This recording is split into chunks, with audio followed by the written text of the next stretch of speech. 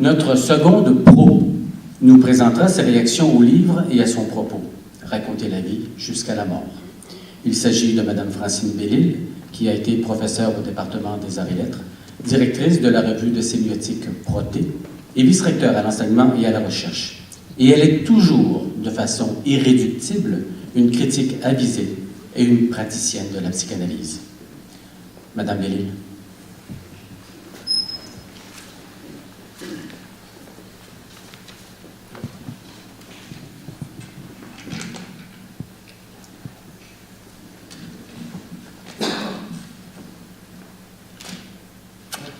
Monsieur le vice-recteur, Madame la députée, Monsieur le doyen, chère Nicole, chers amis. D'abord, je veux vous dire le plaisir que j'ai à être ici ce soir. Quand Nicole m'a demandé si je voulais prendre la parole, j'ai dit oui tout de suite, malgré, vous le savez, malgré ma réticence face au discours. Raconter la vie jusqu'à la mort. Je trouve que c'est un titre d'une très grande richesse et surtout d'une très grande exactitude. Dans le livre de Nicole, il ne s'agit surtout pas de raconter la mort, mais de parler de la vie quand la vie va vers sa fin. De toute façon, raconter la mort est impossible. On a tous nos références de pensée privilégiées, littéraires ou philosophiques. Bien sûr, pour Mustapha Fahmy, vous le savez, c'est Shakespeare. Pour moi, c'est volontiers Freud. Alors, je vais faire un tout petit détour par Freud pour mieux revenir ensuite au livre de Nicole. Freud a identifié un phénomène très particulier de l'expérience humaine, qu'il a nommé l'inquiétante étrangeté. L'inquiétante étrangeté, c'est cette chose qui nous arrive subitement, sans crier gare, tout à coup, et qui nous laisse sidérer, effrayés, voire terrorisés.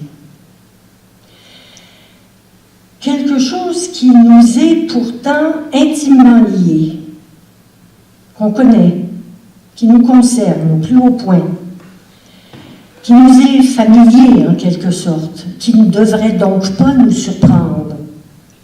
Mais en même temps, et c'est là le paradoxe, cette chose familière nous stupéfie, nous jette à terre, nous inquiète au plus haut point, nous angoisse terriblement, parce qu'elle nous apparaît tout à coup impossible à concevoir, proprement impensable. L'exemple que donne Freud, c'est par exemple, vous vous promenez sur la rue et vous rencontrez votre parfait sosie. S'il y a une chose qui vous est familière, c'est bien votre visage, votre face. Mais de la voir là, subitement, devant vous, c'est l'angoisse et c'est l'effroi. Ce n'est pas possible. Ce n'est pas pensable. Quand on y pense bien, ce n'est pas pensable. Vous le voyez, la mort est par excellence, et je voulais en venir là, la mort est une inquiétante étrangeté. C'est notre inévitable inquiétante étrangeté. La mort est à la fois familière, c'est notre plus éclatante certitude. S'il y a une chose dont je suis sûre, c'est que je vais mourir. Je ne peux pas y échapper. C'est sûr et certain. Mais c'est en même temps la chose la plus déniée, la moins pensable quand on y pense. Essayez de penser à ça. Cette chose dont je suis sûre, je ne fais que l'oublier, que l'effacer tout le temps.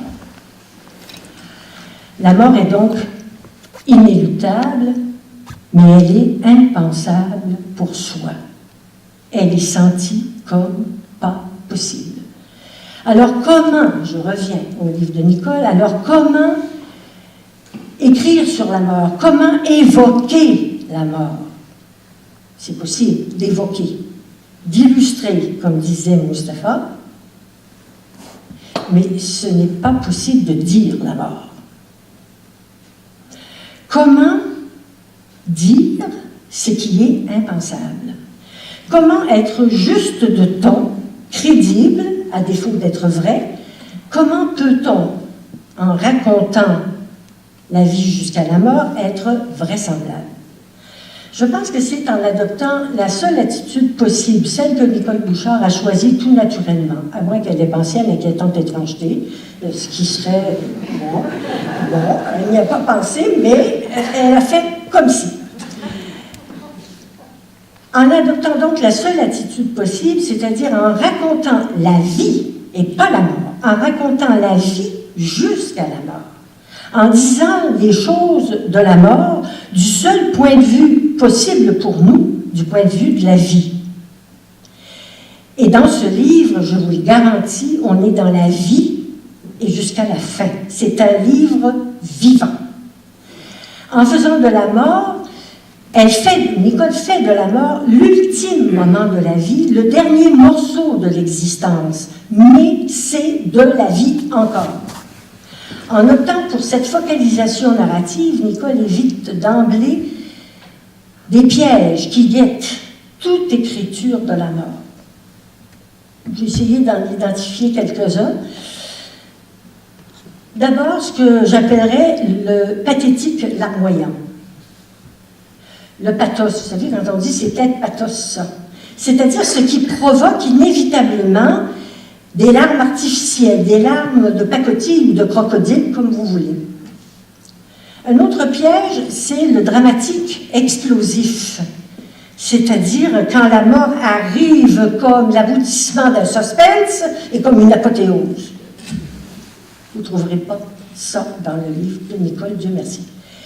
Et puis finalement, elle évite aussi l'horreur systématique. Vous savez, comme dans les mauvais polars, même parfois dans les bons. Hein? L'horreur systématique qui fait que la mort est traitée et retraitée dans l'ordre du carnage et du massacre. Le livre de Nicole ne tombe pas dans ces pièges qui tous finissent par sonner faux. Le livre de Nicole sonne vrai de la première page jusqu'à la dernière. Il est grave, bien sûr, mais il n'est jamais sombre. Il est touchant, mais il ne verse jamais dans la sensiblerie. Il est émotivement engagé, c'est évident, c'est inévitable. Il est émotivement engagé, mais il y a toujours cette espèce de bonne distance qui fait que parfois on rencontre même des points d'humour. Et c'est très rafraîchissant. Le ton est toujours étonnamment juste. Ce qui fait qu'on referme le livre pacifié et serein, sans aucun arrière-goût fade, âcre ou amer. Et ça, c'est une véritable réussite.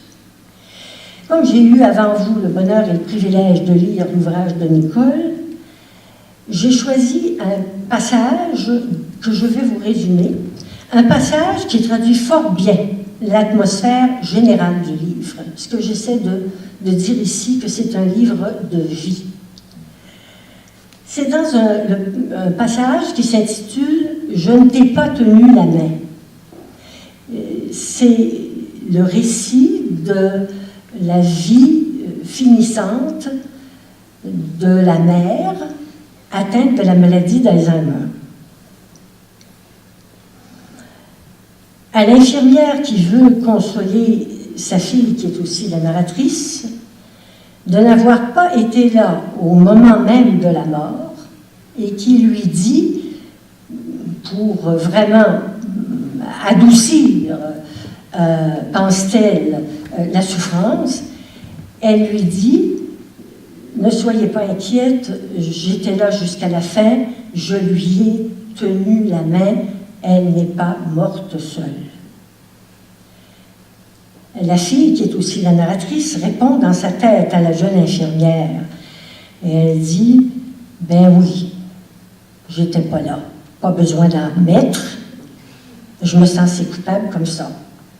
Pas besoin d'en remettre. » Et puis la réaction tout de suite, « Oui, vous étiez là pour lui tenir la main à la mort, mais moi, ça fait 7 ans que je lui tiens la main. »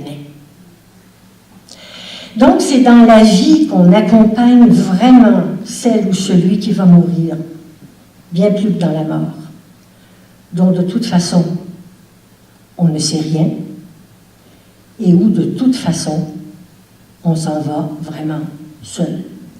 Je remercie beaucoup Nicole pour ce très beau livre et je vous souhaite à tous une très très bonne lecture. Merci.